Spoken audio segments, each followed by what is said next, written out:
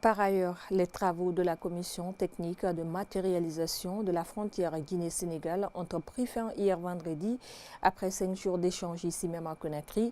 Des échanges qui ont abouti à l'élaboration des documents qui devront faciliter la démarcation de cette ligne frontière par des experts des deux pays.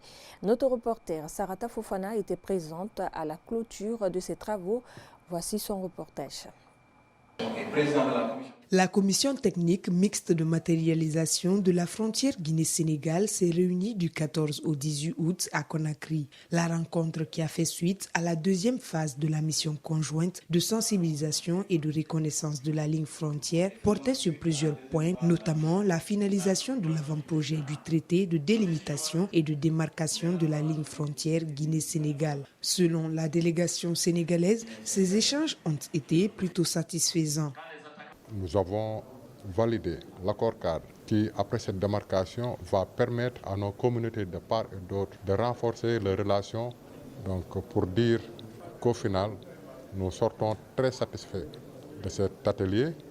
Pour la partie guinéenne, le ministre de l'administration du territoire et de la décentralisation s'est réjoui de ces avancées significatives avant de rassurer de la volonté des autorités guinéennes à mettre en œuvre les recommandations faites à l'issue de ces échanges. Ces documents, une fois validés, bénéficieront de l'accompagnement des deux gouvernements en termes budgétaires pour permettre à chaque côté de pouvoir mettre en œuvre intégralement le contenu de ces documents.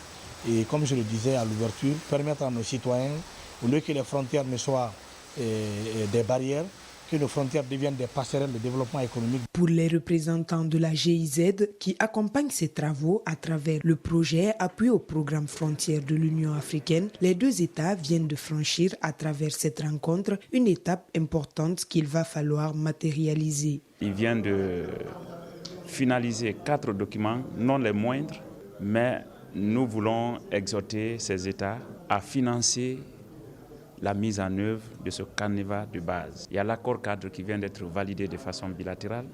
Cet accord cadre mérite d'être signé. À noter que la prochaine étape qui se tiendra à Dakar consistera à élaborer le budget de la démarcation, mais aussi à l'identification des différentes collectivités territoriales qui s'engageront dans le cadre de cette coopération transfrontalière qui devrait être effective en 2024.